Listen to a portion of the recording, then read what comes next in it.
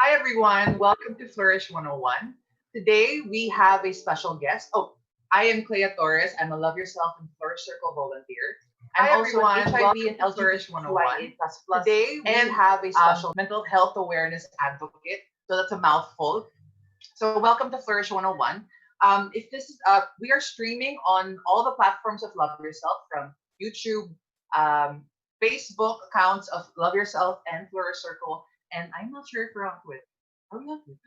Anyway, so if you are watching on our YouTube channel, Love Yourself TV, I encourage all of you to subscribe, to hit the like button, and comment on the video. Now, for those who are watching, who have been with us since we've done a few episodes over the past months of our EC of the quarantine, welcome back. I'm happy that you're here. And for those who are watching for the first time, welcome to Flourish 101, and we're glad that you're here for today's discussion.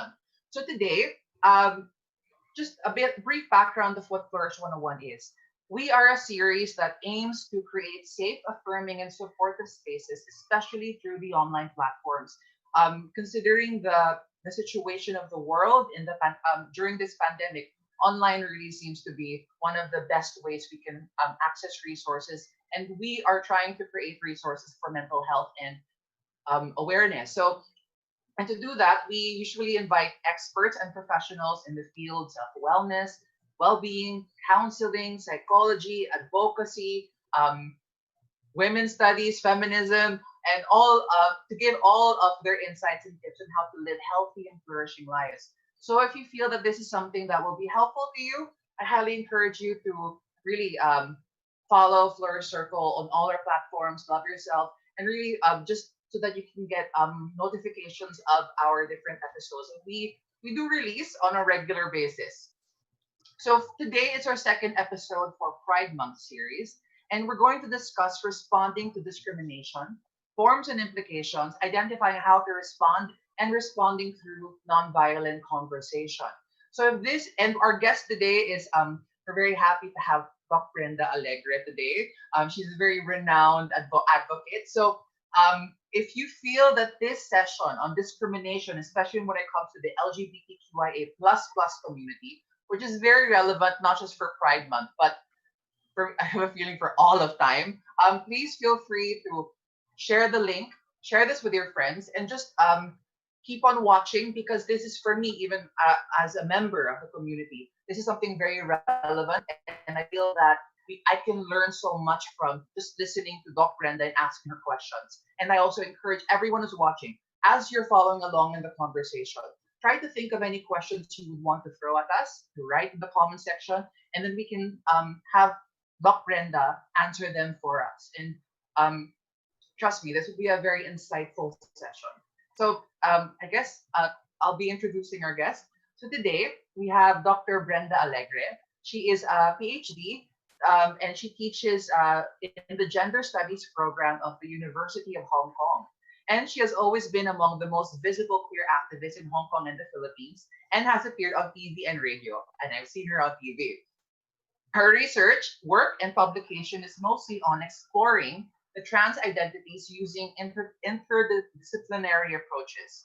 She's an executive board of ILGA Asia and the Society of Transsexual Women of the Philippines. And I love this trivia. She's also a choir soprano. So without further ado, let's introduce and show Doc Brenda. Hello, mabuhay. Happy Pride. Happy Good evening, Pride. Miss Clay. Thank you, Doc Brenda, for joining us. Thank you, of course. Thank you to Flourish for having me here. Thank you for the invitation. I'm very happy. It's my first. Hopefully, it won't be the last. Yes, And thank you for doing this. I think during these times, it's so helpful. It's very important. right. And well, I just want to say I'm communicating our honor that you are here. Thank you. Now the topic for today is about discrimination. And when we think about discrimination, it really comes para siyang for me, parang sausage link thought. Kapag pinol mo yung thought ng discrimination, ang dami mo makukuhang iba't ibang other concepts, thoughts, experiences. So for you, like from your standpoint, what is discrimination? And what Mm. are the like what does it mean? Yeah. I will speak about it, not not primarily as an expert. It's more of a little bit of expertise, but it's more of because I've experienced discrimination and I experience it every day. I think all of us, Mhm. 8 billion people on the planet experience discrimination. But apart from discrimination, I don't like to leave behind another term that usually goes hand in hand with discrimination, which is prejudice. So, Yes. kasi prejudice and discrimination, they go hand in hand. So yung prejudice, these would likely be the irrational or the erroneous belief or set of beliefs that a person or a group of people would normally have about another. Maybe it's unproven or maybe it's unjustified. Yeah. And then if they act upon their prejudices, then it leads to discrimination. That becomes the discrimination. So, for Okay. example, your prejudice is towards okay, it's very timely, no? Pride month, so you have prejudices about against LGBT people. So maybe your prejudices is that they cause STI, STD, or HIV. So they think because it isn't it 30 years ago, HIV has been tagged as the gay man's disease. So that becomes a prejudice because it's not a proven thought. And then their act of discrimination can already lead to like avoidance, speaking behind someone's back. Remember the movie Philadelphia, the act of discrimination that started from prejudice against someone who's gay and suffering from AIDS already was that um, he was fired from his job, diba? Yung Right. termination. That's an act of discrimination. So Yun. prejudice are the beliefs, the irrational beliefs about a certain group of people out of Yeah. fear. And Yes. discrimination are the actions that are the product, perhaps, of prejudice. Is that what you mean? And and Yes. Yeah. and there are actions that are detrimental to that community that is seen in a fearful way. Yes. Now, Doc Brenda, I'll pause them for a minute because I forgot. I just want to thank our sponsors. I want to thank our sponsors, Mega World Lifestyle Malls. Thank you for sponsoring a lot of our programs for Love Yourself and for Flourish. So thank you. Now, going back to that, when we say discrimination, these are actions that are done against the community that is seen in a fearful way, right, Doc Mm. Brenda? Yes. And Yeah. how do they manifest? What are the forms of discrimination? Because I think you mentioned discrimination happens to 8 billion of us. So Yes. within the community of LGBTQIA plus, Yeah. what are the forms of discrimination that are what you feel or you Mm. think is most common? So the range is the range of experience from discrimination is just so varied and so wide. So it can be the slightest. It can be the slightest wherein you may not be hired for a job, but you didn't know that you were discriminated against because of your gender identity or sexual orientation. Mhm. Or it can be the most extreme, which would be like the genocide of a group of people. So like if we use an aspect of history, I mean the genocide and the decimation of the Jewish population, right, Yeah. during World War. That's already World War II. That's already the basis of that is prejudice and discrimination. And Yes. if people think that you don't have to kill to discriminate, that's also wrong because there are many ways of manifesting your discrimination. When the moment you just whispered your prejudice to a friend or to your maybe to your husband, let's say you're on the train and then you saw someone that you feel is not normal, or not stereotypical Yeah. for you, then you would already say something, maybe in like in Filipino in our language, probably you would say, "Naku, ano ba yung suot niya? Naku, no, babae ba yan?" Saying something Right. like that already is a form of discrimination. Yeah. So it varies in different levels. It can occur and manifest in the very smallest thing done in private, but it can also kind of manifest in bigger things like the idea of genocide during Yes. World War II in the Holocaust. And as you Mhm. were talking about the Holocaust, it made me remember that um, gay people were Yeah. part of those who were put in concentration camps during the Yes. Holocaust. And that's where the pink triangle was Yeah. used as identifying mark for gay people. Yeah. So even back then, the LGBTQIA plus community had discrimination that led to many, many people who perished. Yeah, I mean, even an action such as proven in history, like when most of the soldiers of a country that goes to war are mostly men, if not all of them men, Yeah. then their discrimination is against women.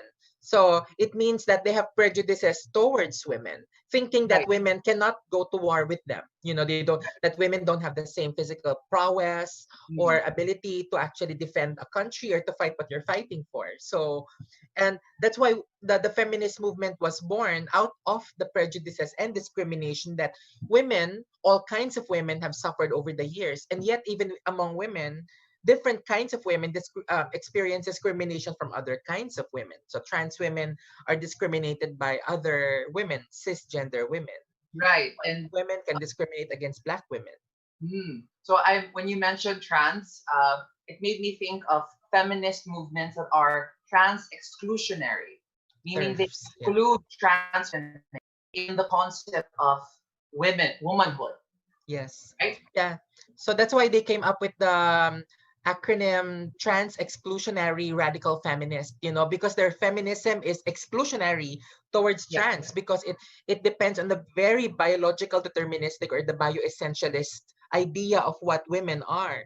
So that for you to be a woman, you need to have the biology, the anatomy of a woman. Even if you actually had your body changed, you would still be defined, you know, by your original biology. So that's Right. why it's a very discriminating definition towards women. Women who identify as women. So trans women are binary. Many of them are binary women. That's why they call themselves as women. I'm a woman.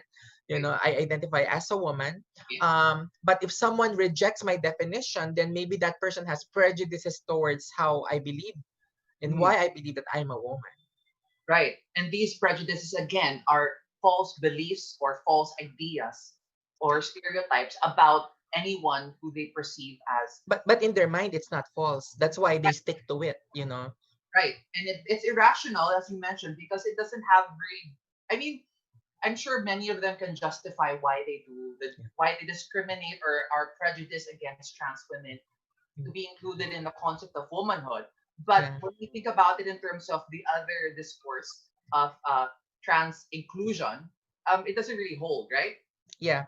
That's why when we use the word irrational, I mean, like, for us with the psychology background, when we hear irrational, we tend to attach the word phobia, to it, because the definition of phobia is irrational fear, right? So it's not regular fear. You can just be afraid because war is happening. So it's natural for a group of people to feel that way. But if there is no war, but you just saw a book about war, each time you see a book about war, then it may be a specific phobia.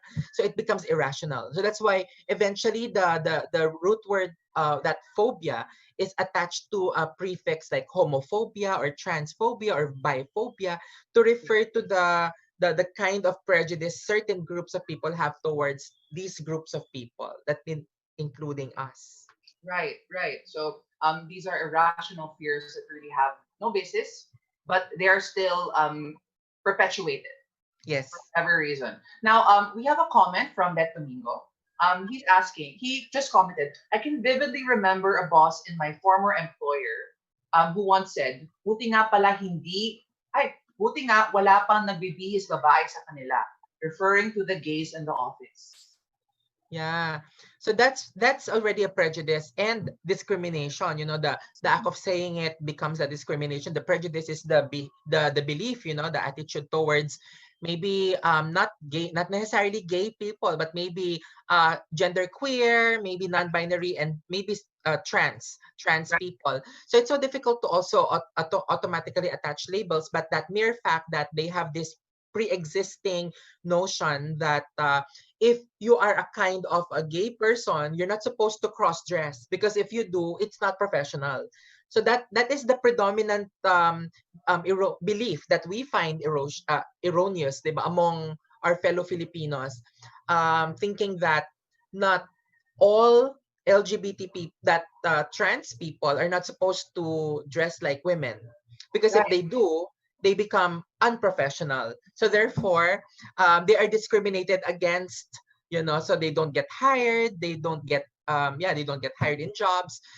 That's why the collective experience of many trans Pinays or transgender women in the Philippines, many of us experienced rejection in our job applications. So, Yeah. madaming mga trans women ang hindi nagpa-pursue ng mga white collar jobs or professional jobs. So I remember when I was after graduating from university, I have 3 friends who are chemistry graduates. One is a chemistry, one is biochem, one is bio, and then they were having a hard time getting jobs. And then they were really at the top of their class, very smart, very intelligent, trans women. So because they were discouraged after a few applications, they decided that they would probably be pursuing jobs that are associated with trans women, particularly in fashion industry, entertainment, or they went to Japan as entertainers. And all of these things, all of these professions are never wrong. But it's like they felt that they have to do that instead because trans women are allowed to do these jobs and not the other kinds of jobs. So it's the idea that whenever people like trans women are asking or wanting to enter spheres that usually will reject them and not have space for them, they have to allocate themselves to spaces that are seen as traditionally fitting for who they are.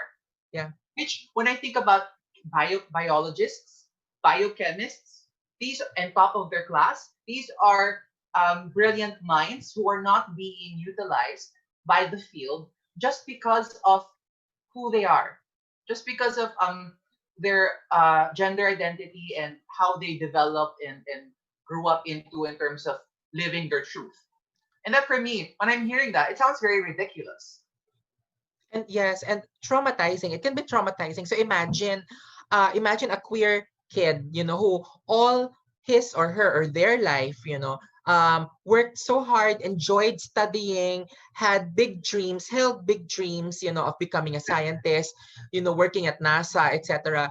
And then only to be disheartened at the end, at the end of the journey because someone's not going to hire you because that's how you look, or maybe they will hire you conditionally. For example, I had this personal experience of being told several times, the first round of my job applications after college, Right. will hire you. I was applying as a guidance counselor, in some schools because I was a psych graduate.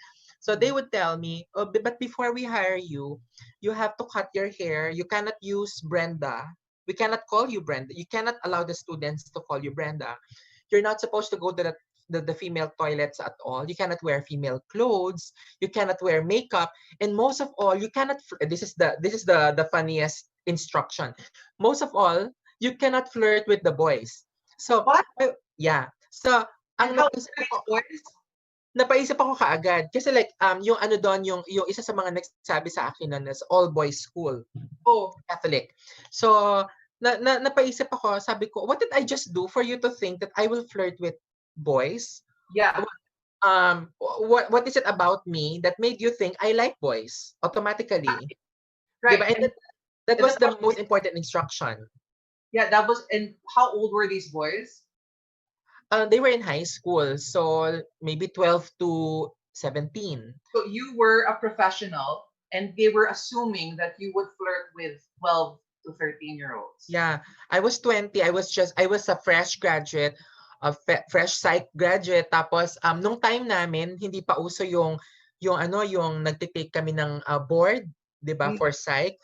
So, I would apply for either HR or training or psychologist related jobs or guidance counselor or Right. teaching, 'di ba? So I tried applying, for all of these kinds of jobs, and I trust me when I say I track kasi noong time ko wala pang internet. So I Mm. was tracking all of my job applications, and I ended up applying in 50 jobs. And I Oh, would not, yeah. Tapos kaya ang naging rationalization ko lang sa mga times na yon were the number of times I was instructed to look masculine. Na mm. baka yun ang reason for my rejection. Kasi yun yung mga explicit times. Sa schools yun eh. Yung mga times na yun. So, the guidance counselor jobs, those were the times I was told And na out of 50, conditional hire. so it's conditional hire, meaning you strip yourself of who you are. Yes. conform to their concept of who you should be. And this is an act Basically. of prejudice. It's a fear, an irrational fear of of what? You not conforming to their concept of what you should be. Yes. Whatever. So maybe on one end, their assumption is, maybe on one end their assumption is, because they didn't use the word trans, right? Because Filipinos are not familiar with the term transgender for a long time. It's Right. just been more recently used, actually. So back then, everyone was bakla or tomboy. Everyone was gay or tomboy. These are the most predominant words. So they would compare me to other gay men, they would say that, look at the other gay men, they look so professional. That's their description. Look at them. They look very masculine, discreet. That's how it should be. So that is the kind of comparison. So if you look at that kind of reasoning, their idea of masculinity is that presenting masculinity is what makes you acceptable. It's what makes you professional. So if you don't present an idea of masculinity defined by society, then you're none of that. But the worst part is, if you don't show masculinity, you are also associated with being a pedophile. Okay. Yeah, that's a big jump. Diba? Yeah. So it's the idea that if you are non-conforming in your gender expression, the immediate assumption is um, there is a penchant for taking advantage of young kids. Parang it's a big leap. Yeah, I get it. Sorry, I'm listening to this, Doc Brenda, and it's a bit parang like my mind's getting. I'm having a sense of annoyance that this is something that you experience. And you mentioned that you applied to 50. 50 Um, jobs. I got the 50th job. uh, I got the 50th job. right. Well, thought in my mind is their loss. Their loss. All that 49, their loss.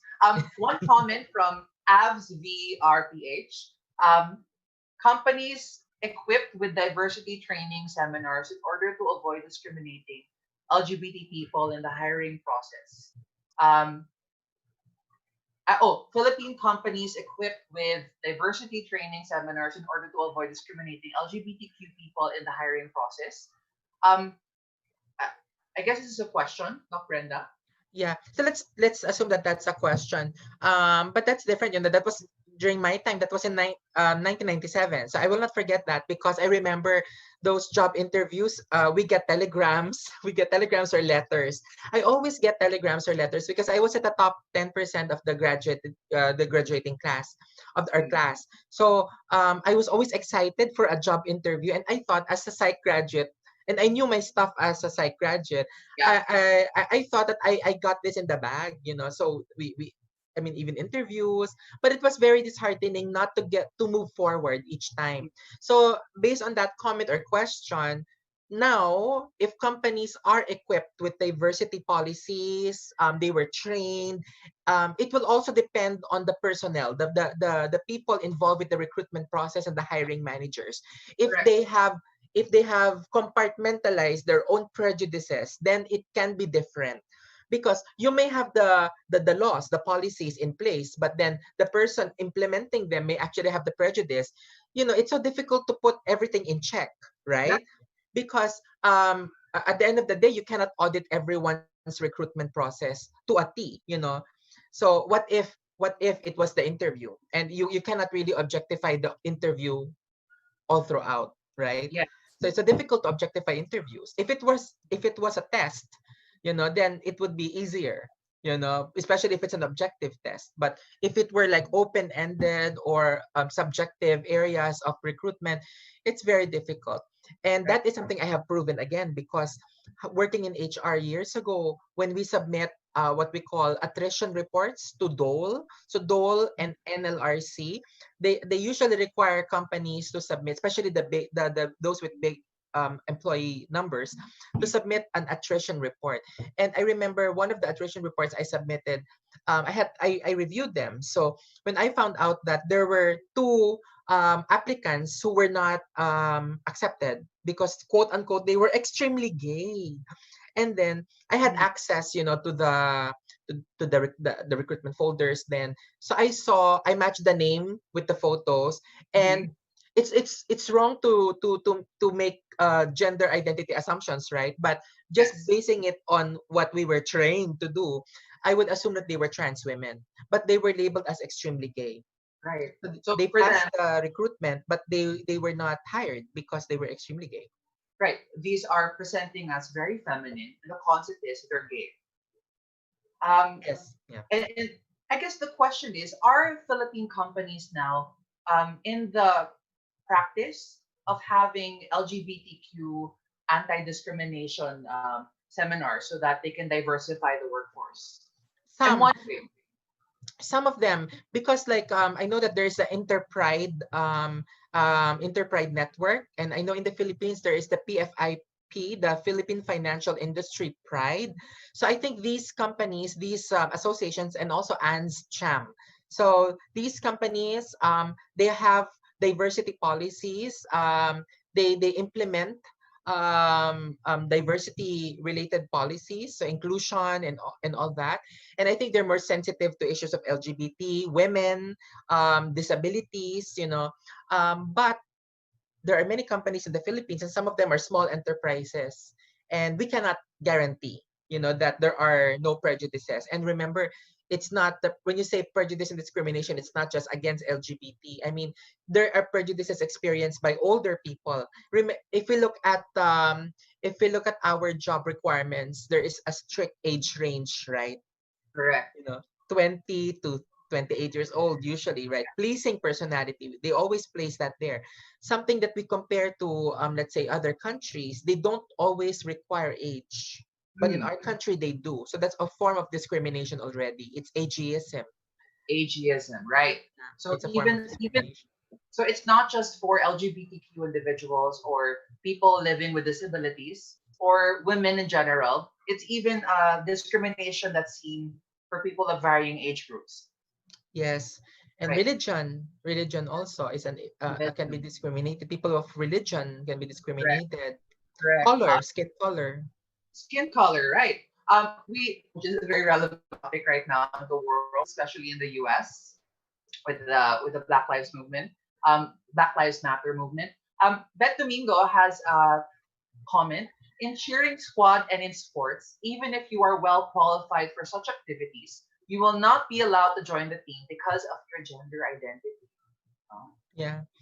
Unfortunately, right? So I mean, we tend to celebrate singular achievements, but we're Mm, also forgetting that we're not supposed to celebrate the exceptions. We're supposed to fight against, the rules, the existing rules, and the rules usually are not inclusionary; they're mm. exclusionary. So that sports, how many out gay basketball players have we met over the years? So rare. I can't even name one in the I can't Philippines, at even least, name one right? either. Right. So and then among trans women, I don't know if there ever was a Filipina trans a basketball or volleyball player or gymnast or cheerleader, right? Right, right. Especially with wearing uniforms, so if you're trans identifying and you are in the cheer, you may not be discriminated to be in the squad, but Mm, you may not be allowed to wear the peplum. You may not be allowed to go up in the air. You might be required to carry. So that's a form of discrimination already, reminding you of your biology. So it's so turf as yeah, well, right? right. It's excluding a trans woman from participating in the female aspects of, let's say, cheerleading, right? We have another comment from Jess Benito. He said, being in the education field for some years, he's also experienced a lot of stories from colleagues that they've been rejected in Catholic or Christian schools, and some would even lie about their orientation just to be accepted. Yeah. Exactly, yeah. So there are many undocumented stories, and that's why we wanted to hear as many stories as we can. Yeah, And then if we have research, sometimes it's what matters to a company or to a society or to a government. So for example, there is this major research that is authored by Professor Lee Badgett. hmm, So the economic costs of discriminating and prejudices against LGBT people. right. So that is a well done research. It's high level. Its numbers are there. It's glaring. So now you have some evidence that excluding LGBTQI plus people from the workforce can have some incriminating effects on the economy or the workforce. And what But happens if LGBTQIA plus people are discriminated and excluded from the workforce? What are the effects? well, definitely, the LGBT people can contribute to the economy greatly, right? Yeah. So yeah, so because you exclude them, then who else can contribute to the economy? So we don't have very specific economy for trans people, because we don't really create jobs for trans people. Unlike, let's say, in places where there are very specific jobs that are for trans people or for other LGBTQI identities, then they're able to contribute. They don't add to the underemployment or unemployment. So unemployment is a number, underemployment is a number. And Right. if we don't declare ourselves to be LGBT, because they don't do a census on our gender identities always, but Yes. we contribute to the general number of unemployment because we get discriminated against when we apply for jobs, Yeah, right? it makes me go back to your friends who were top of their class in biology or chemistry, and they were not allowed to work in their field just because of their gender identity and the way that they choose to live their truth. That's crazy. Yeah. Now, there's another comment from it's a question from Avsvi. What do LGBT people what can we do if at the very start of the hiring process they are turned down because of being LGBTQ despite having qualifications? They can approach lawyers. There are certain lawyers these days. I know, like in the University of the Philippines. I can't remember if they're called outlaws. But there are lawyers that are actually specifically helping LGBTQI people. So especially those who experience discrimination. But that's the hard part as well. We don't know who among practitioners out there are allies of LGBTQ people, even not just among lawyers, but even in the government, right? So we don't know if in the local or in the national levels, if we have allies across the board. We may know of certain LGBT identifying officials, right? They are in place, but maybe in other places there are no LGBT people who will probably help accelerate your case. Mhm. But you begin by saying something, doing something about it. If you keep quiet, then you add to the undocumented stories. So what we can do as LGBTQ people is to report it or to stand or to speak up, To speak up, yes, yeah, to right? report, to document the case, to find that courage. If you cannot on your own, then you have to ask for someone to help you out. But that's the problem also, for a long time LGBT people feel that it's a losing battle. And Yeah. that's something that I've already witnessed from other LGBT friends, that when they didn't get their jobs, they felt, I have a friend, when she was hired, so everything was documented, but when she was asked that she's not going to proceed any further because she may have lied about her gender identity, because when they were matching the gender marker in her passport and her name, it doesn't match, and that she's actually male assigned at birth. And then Okay. so what she said, she didn't lie about it. She submitted all of these documents at the same time. They just Mhm. decided to look at it later on. So how she preferred to use her female name because that's her identity, you Right. know. Yeah. And the way that the reason for firing was because of the idea She of wasn't lying. hired further. She Oh, wasn't not hired hired. further. Was they considered her lying, right? That she deceived them with her gender identity. Right. It's like there should be a full disclosure, you Mm. know. So this is when you mentioned the losing battle. Um, what did you mean? She apply for?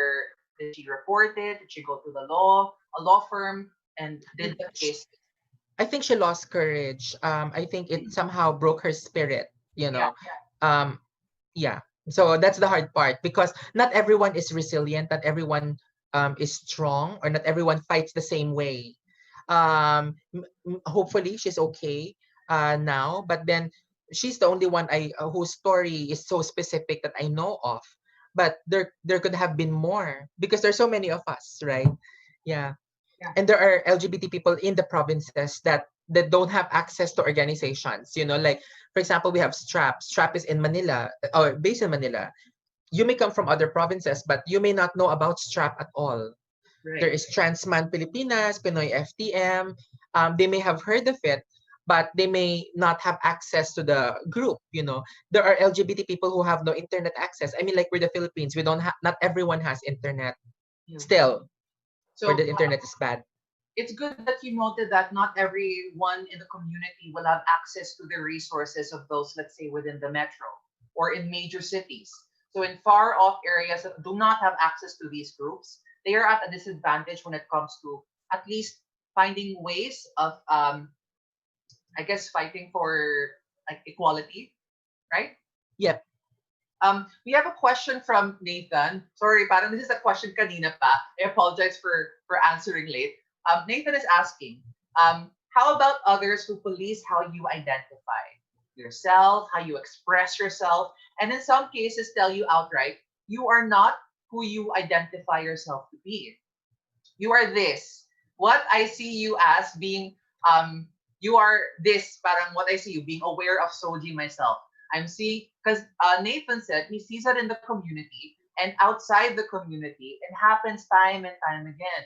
He's interested in asking your thoughts about this. Because this is deeply rooted in our culture already. It's so systemic. It's embedded in our personhood. In fact, no one is exempted from it, including us. Even LGBTQI people ourselves. We Right. we have prejudices towards our fellows and towards others. There are trans women, who may actually have prejudices against trans women who are not as pretty as they are. Especially, Mm. we have a very strong pageant culture in the Philippines, Oh remember? my God, yes. Mm. Yeah, the Philippines and Thailand have probably the strongest pageant culture in Asia alone. So that already reflects of the kind of the standards that we have towards beauty. That's why when we police people's bodies, we police everything. They Mm. ask you what you did on to your nose. They will assume that you're supposed to have a flat nose. Like I grew up being asked what I did to my nose just because it's not as flat as someone else's. So yeah, and they may not Sorry naman know. sila kung maganda ilong mo, no? No, I mean, like, they may not even know that Mm. if that's the only nice thing I thought about myself, growing up. And it Mm. took me time to accept the rest of me, 'di ba? So parang I cannot capitalize on my nose kasi that can be a form of um uh, shrinking, my sense of self to just one part of my body. It's a form of this, objectification. But Yes. going back, to that question, I think that's something that we have to reflect on deeply. So it requires us to assess ourselves. How we ask ourselves the question: how would you Right. feel if you are policed yourself? By someone. How would you feel if someone thought that you may have done surgeries, that's why you look like that? Mm. Is it offensive or not offensive? And we should also realize that we don't live in a bubble.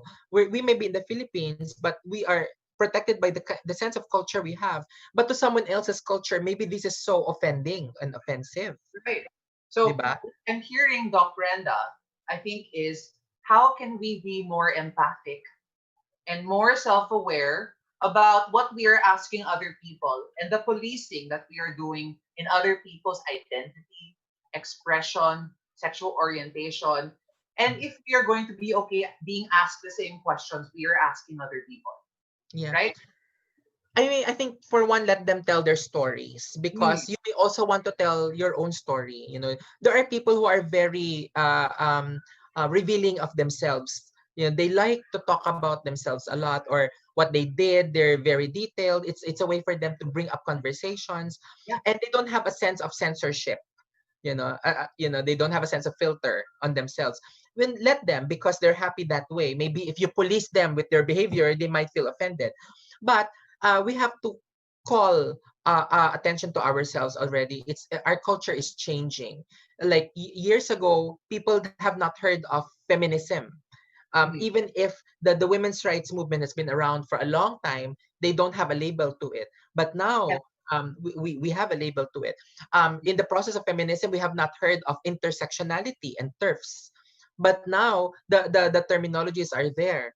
Before, when when we have all of these skin lightening, skin whitening products, the culture of the Philippines is that lighter is better, whiter is better, and it's damaging. It's damaging not just to the psyche, but it's damaging to our culture, because it defeats the purpose of who we are, right? We are a multicultural culture, people, and we're not.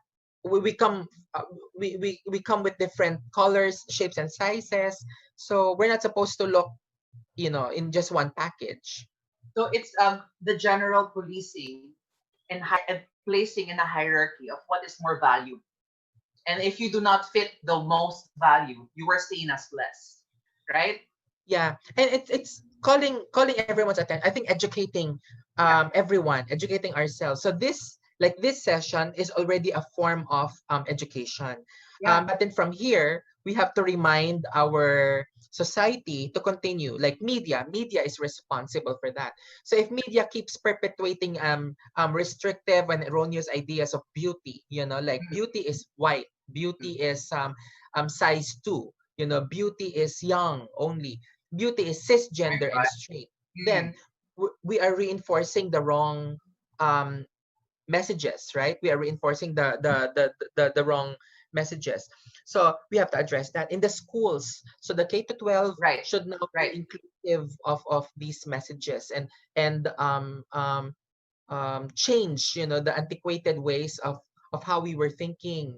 And the church, should also be responsible for that. If you're, instead of teaching prejudices, you should teach self-acceptance, self-love, love yourself, love others. Sorry.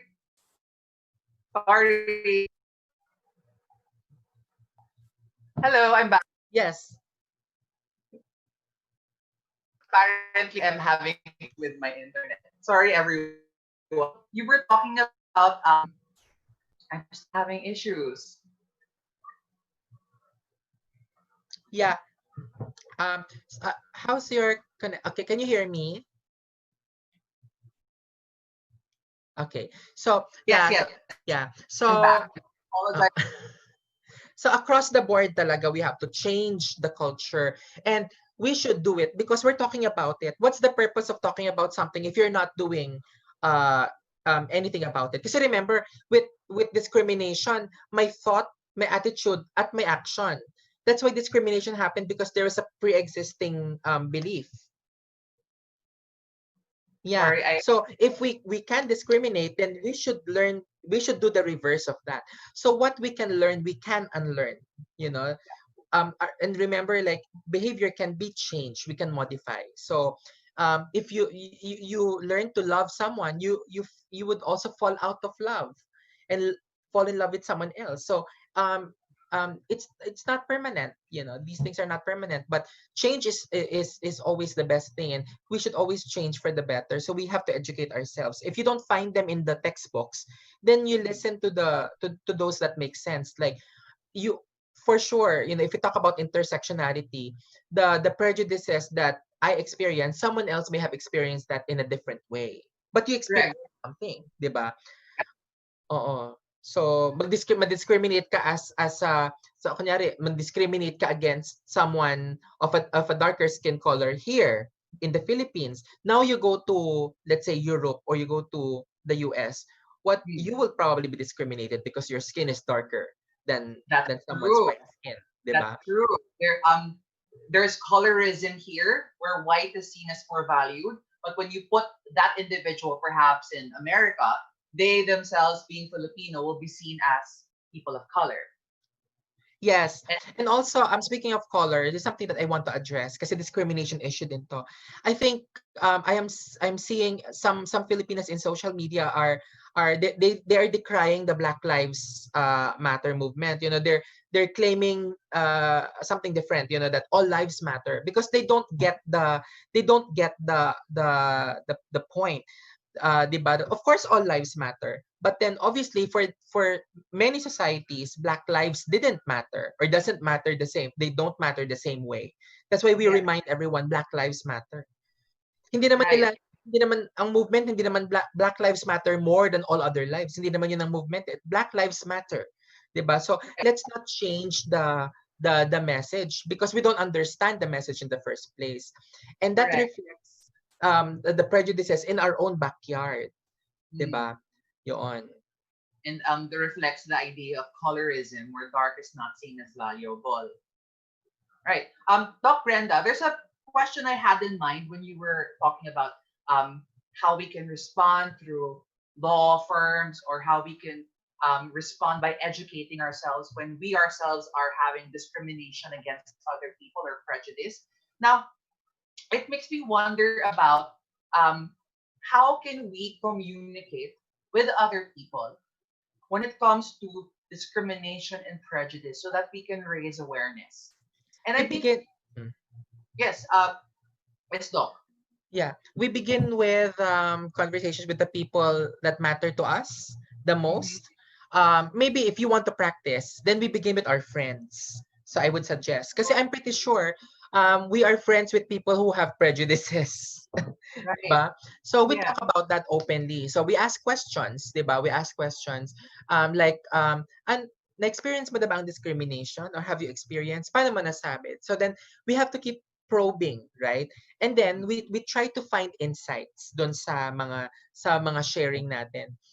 So we begin there. Tapos we ask our friends again, what do you think are your prejudices? Now that you Right. know what it means, 'di ba? How do you think can you address your own prejudice? Ganyan. So Right. how would you feel if we change we turn the tables? Ganyan. So when we ask questions, when we raise this, when we talk about it, then it brings some form of insight and awareness, including self-awareness.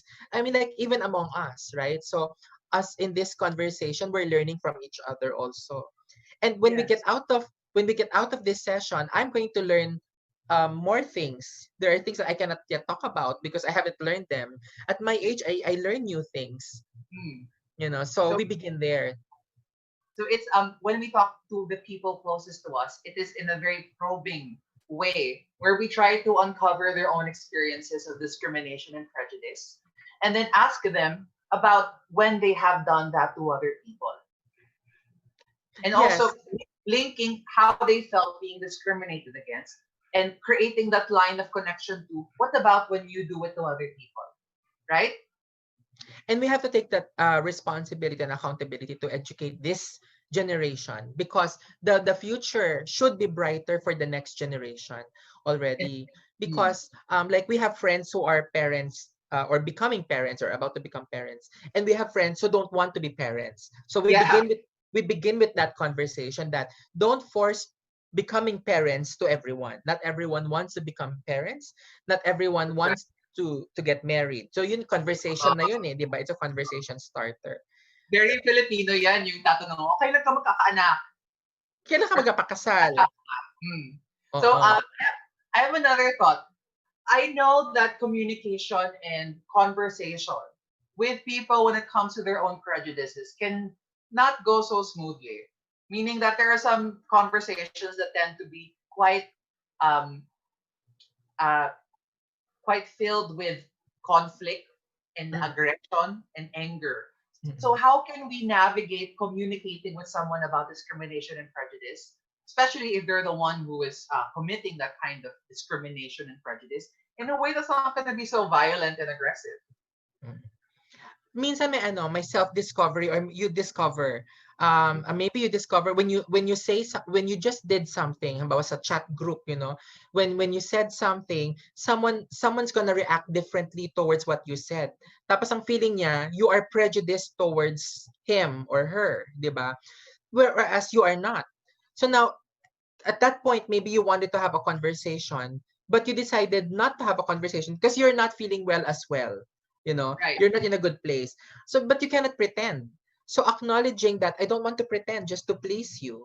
So, maybe we have to talk about it some other time.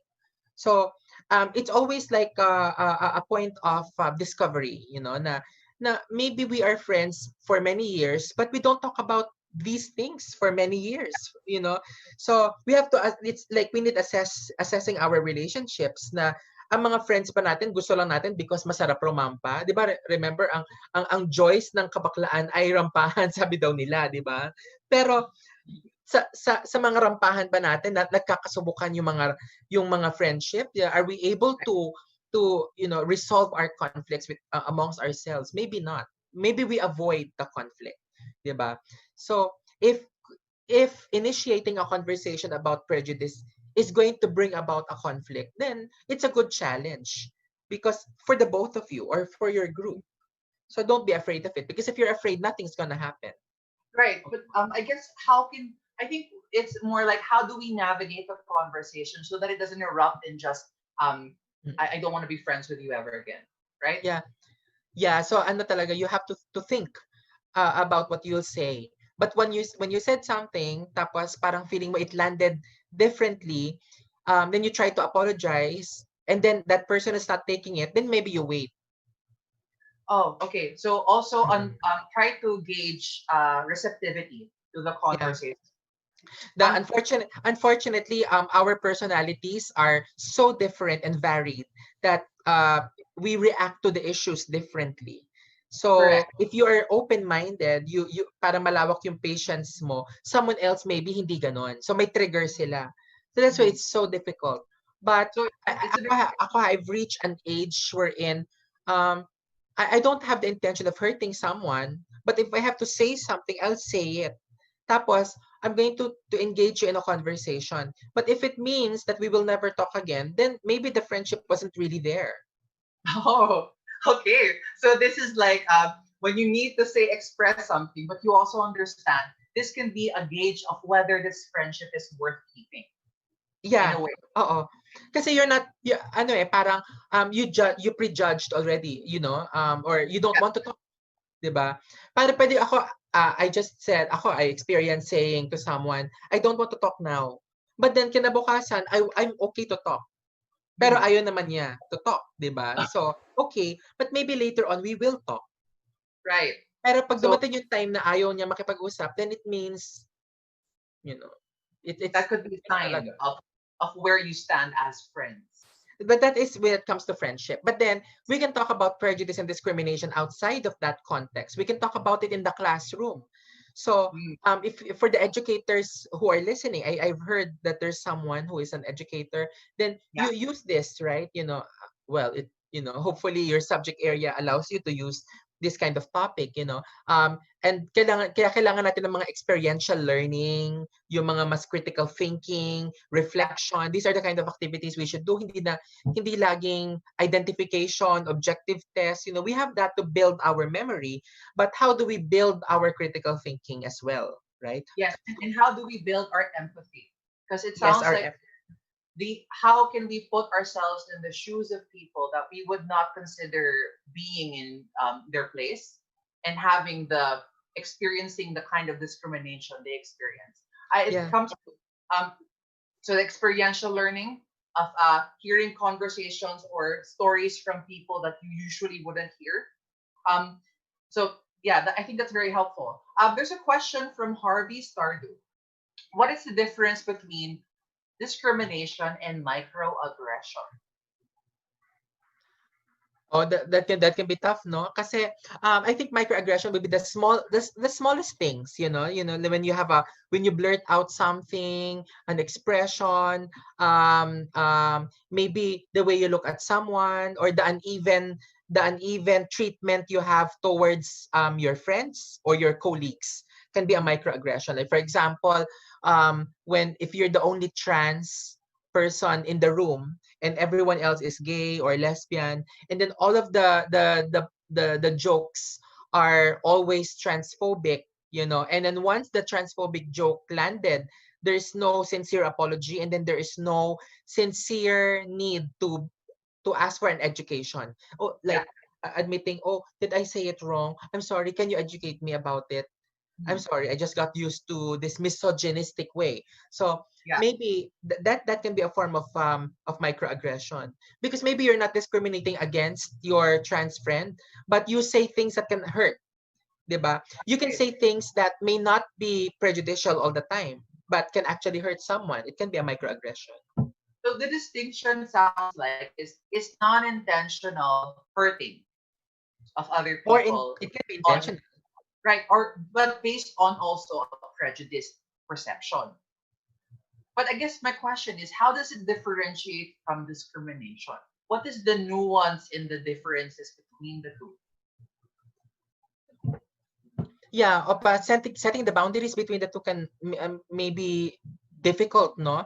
For me, like Yeah, kaya sa akin, I'll just base it on the tiniest um efforts, or maybe no effort, that you have actually to even unintentionally hurt someone. yeah. Yeah. So it's kind of a very hazy distinction Mm-mm. between the two. Now, one thing that I think really caught my attention when we were talking, because we had a prior conversation before this, Doc Brenda, what's the idea of decolonizing concepts that are contributing to the discrimination? And what did you mean by that? Because prejudices and discrimination are greatly affected by a culture. So like Mm, tayo, yung context ng prejudice sa Filipino, sa mga Filipinos, among us in the Philippines, is affected by our culture because right. we were colonized for many years, right? And apparently we failed to decolonize ourselves and our society. That's why the way we think of, let's say, Mm, let's use one example, English, English and accents, right? So mm, when the way we think about people's accent, when another person's accent is hard, hindi neutral, hindi walang parang yeah, kunyari ang magiging ang magiging label ng isang tao sa kanya ay Bisaya yung accent, ay Bisaya siya, ganon. Tapos yung tone niya is condescending, ay Bisaya siya. Diba, ako mm, I'm from Samar, so Waray ako, 'di ba? And I'm proud of that. Pero mm, pag halimbawa sabihin mong matigas yung yung English ko, um, how am I supposed to receive that? Pero yeah, ang magiging kung noon, many years ago, I may be offended by that description. But maybe now, I will embrace it. Matigas yung English ko. Thank you. Because yeah, that's what an accent is meant to be. So right. like the way we talk about, let's say, call center culture. Mm, When people say that they routed most of the businesses to the Philippines because our accent is more neutral than another society's accent.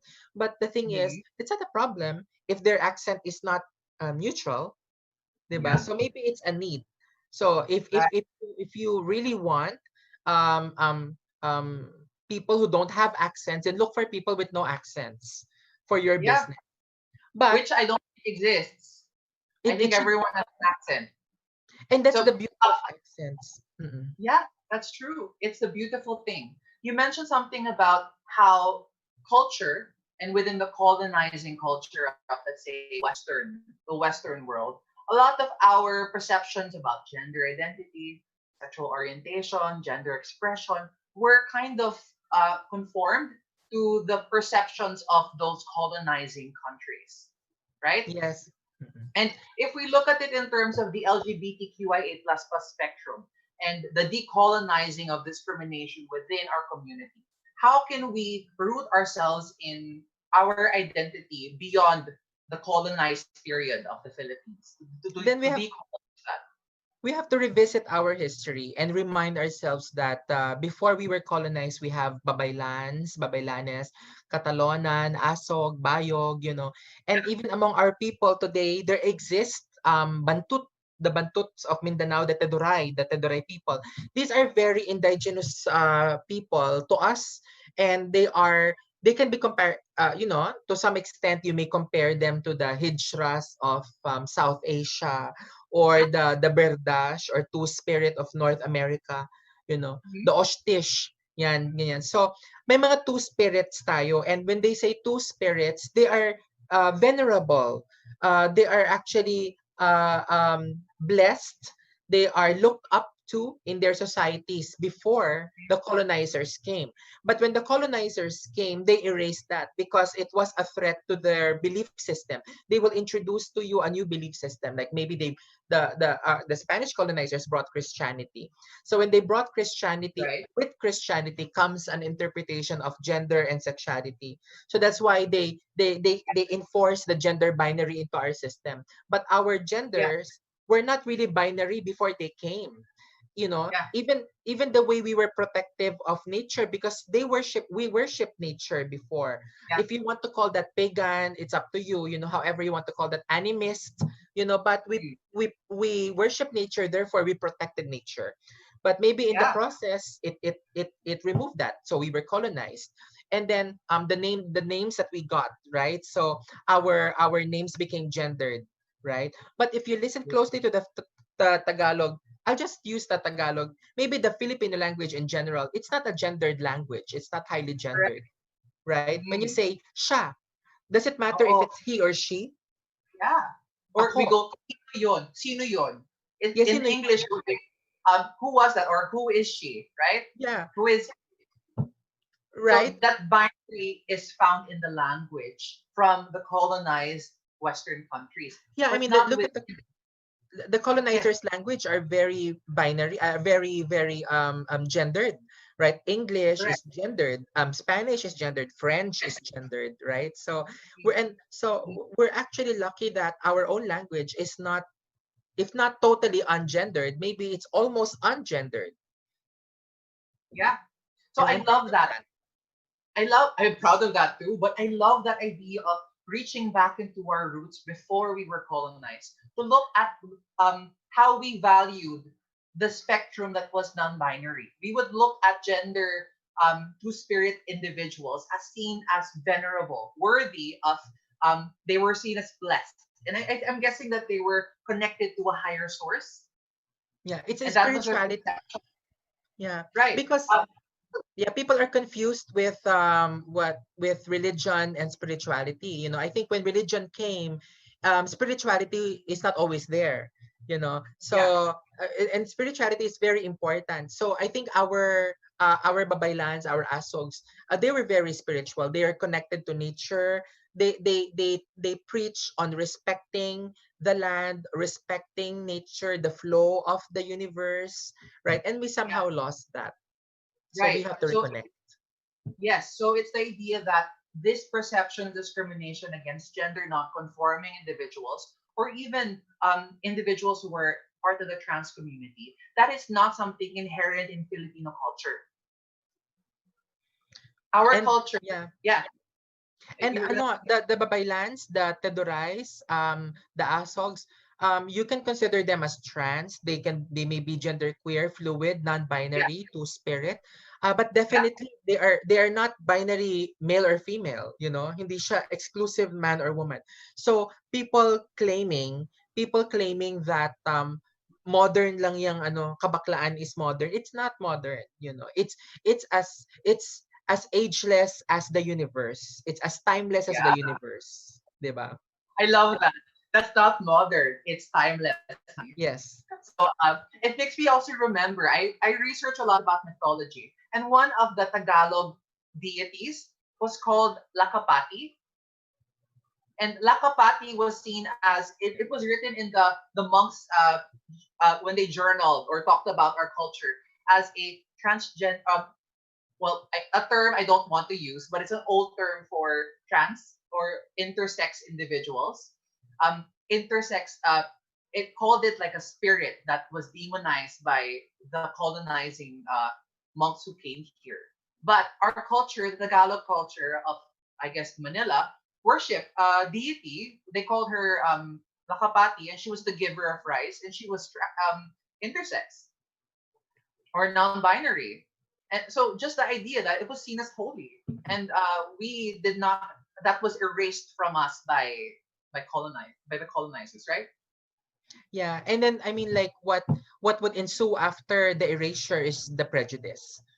The discrimination Right. happens. That's why if you look at the history of Christianity, it is very murderous. You know, it's a murderous past, remember, I mean, like, look at the Feast of the Holy Innocents, right? December 27, Mm. the Holy Innocents. These are babies that were killed so that in search for that anointed baby, that you kill all the Oh, other babies. oh no, yeah. Di So ba? Mm-mm. just to know that we can honor our past and we can honor our history and understand that our discriminations that we have right now may not have been native to the people who live here, like us, that they were brought from an outside force. And I guess that's one of the ways that we can acknowledge and deal with discrimination. It's to And look, understand. I Yes. mean, look at what would also ensue after. We were trained to look at beauty in such a colonized way as well. You know that of course there's nothing wrong if your skin is fair and white. It is what it is. It's beautiful as well. But yeah, it is beautiful as well. But all skin color should be beautiful, equally beautiful, right? And but Yes. we Yes. were not taught that. So we grew up rejecting that. That's why we have the whitening products. Imagine, why whiten? I mean, it can be an option, but why promote that? Do you have a skin browning product in the Philippines or skin darkening product? They don't have. I will definitely buy a sunscreen because it's anti-skin cancer. It's maybe Correct. anti, yeah, right. But it's for your health. But the idea behind um, uh, um, sunscreen before, it's whitening, right? And Mm. it's very pervasive, so we have to Yeah. address that. So I'm hearing that it's a very complex system of how to deal with discrimination, and it seems Yes, to be one of the first is how can we understand where our discrimination and prejudices, where do they come from, right? Where do they come from? Are they from our own culture? Do they come from the culture of another place? What is the reason for why we have this? It's a lot of self questioning. I'm hearing. Even you talked about probing someone about how it felt to be prejudiced and discriminated against, and then turning the tables and asking them when they've done it to other people, and asking them how do you think they felt. So discrimination, you mentioned this, I think, even in our conversation before. The first place where we should start to address discrimination is ourselves. yes, we have to ask ourselves also, what are our prejudices, what's wrong with someone. I mean, what we have to actually live in a world that we don't look alike. We and Yeah. if you want to stand out, people want to stand out, but how can you stand out if the message is the same? So the message is to be lighter, the message is to be younger, the message is to be Korean looking, right? I mean, of course there's nothing wrong with the Korean beauty, but if you all Right. want, you're not Korean but you're trying to look like one, and Yes. if it means you go through the length of all the surgeries and the, like, even if you do the drips, you have to be careful with those medicines because maybe what we are not talking about are the ramifications of the body. Liver health. Do they talk about liver health? The metabolism of all of the consumption of these products, right? Yeah. So they don't talk about that. We are hidden from that because we don't talk about it openly. They're not critiquing and criticizing the presence of this in our culture. In the beauty pageant culture for trans women, that is so pervasive. So I remember back in our day, there are staple products that we use so that our skin colors will look bright on stage. The Hazel Bishop medium racial and the Kokurio orange blush and jade, right? Yeah, and then there's So this whitening powder called Etas. okay, and Yeah, so these are all products to make the pageant girls look more fair on stage. yeah, because their idea of fair and look at the how because we iba in the beauty pageant culture for trans, we emulate Philippine celebrities. Mm. So you have the Christine Hermosas, Alice Dixon and all that. If you look at Okay. them, they're mostly light skinned, so it's so rare for you to hear Teche Agbayani, and she's not even dark skinned, she's just light brown. But you don't hear someone use someone darker, right? Because we're not celebrating it the same way. So that's Yeah. problematic also, because it's not just about the skin color, everything else follows. So if you want your skin to be light, you want your nose bridge to be high, you want your eyes to be big, you want Mm. your, shape of your face to be a certain way. So the amalgamy of ideas of beauty and femininity changes. It's greatly Yeah. affected by that colonized idea. So that's why Right. what I'm trying to say is we have to undo that, and do our decolonizing of self. There's a lot of process to be done, but at the end of the day, we will be happier if we decolonize ourselves, because it means you will embrace yourself for who you are. Yeah. And Hopefully I who think you are is not a bad person, because if that's what you right. are, then Then don't embrace. I guess the thought is how can we address our own prejudices? How can we look at our perceptions of a narrow field of how people should be, address them, and then practice empathy? I think yes. maybe that's the thought in my mind. Empathy and also addressing our own prejudices, whether it's about skin color or about the LGBTQIA plus community, Yeah. right? Which is, I think, the reason why we're doing this today. So before we end today, because we're about to end our session, thank you, Doc.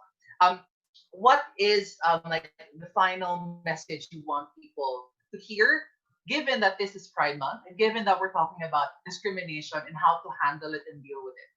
Yeah. So we look at pride. The Filipinos are very religious, right? So when they say pride, it's one of the seven deadly sins. But then we can reclaim that, and then reclaim that and come up with all other positive meanings to that. And that's why we're celebrating pride. For me, decolonizing of oneself is one way for you to equip yourself with strength, and so you can Yeah, embrace yourself, embrace who you are. And you can also, when you decolonize yourself, you're able to look at others in a different lens or a different way, maybe the right way. Yeah, so right. we have to embrace our culture, find the beauty in our reality, and realize that you don't want to be discriminated the same way you discriminate others. Yeah.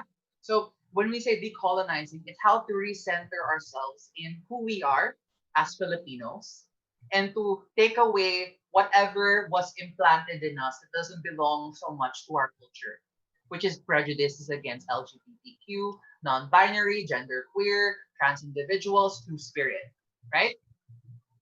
And that allows us to have more acceptance for the different varying ways that people can express themselves in their gender expression, how different gender identities, and different ways of how people are attracted to different people, right? It creates more openness, and we're gonna be happier because of that acceptance and increased empathy, right?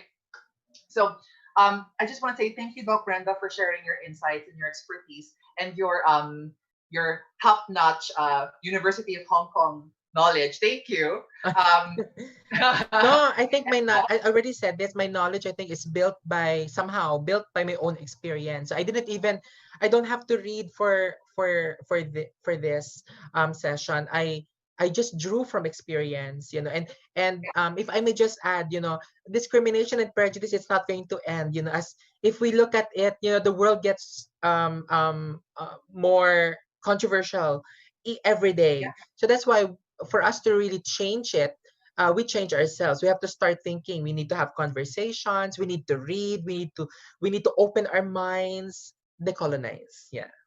right. So open your mind, decolonize, and be more empathic. I think that's my takeaway. And question where your own discriminations are coming from, and be aware of them so you don't repeat them. Because when we receive them, they're not the best feeling.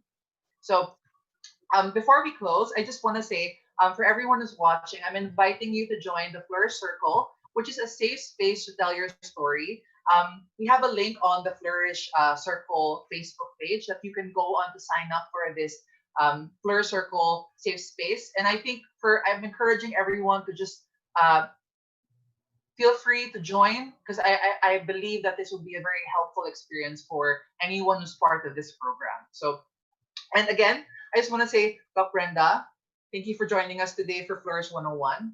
And just brief, for next week, we are going to be talking about how the parenting of an LGBTQIA child and how to navigate that. Because this is part of a three-part series. Last week we talked about Soji. Today we're talking about discrimination, especially for the LGBTQ, but rooted in Philippine culture. And next, we're going to talk about how to raise and be accepting or deal with an LGBTQIA plus kid. What's the most helpful and flourishing way to handle that kind of special child? Which I, yeah. So for everyone who's interested in that kind of topic, please stay tuned for next week, and I hope that you join us again. And for everyone who's watching, thank you, and thank you, Doc Brenda. Thank Bye. you. Salamat. Happy Pride. Happy Pride.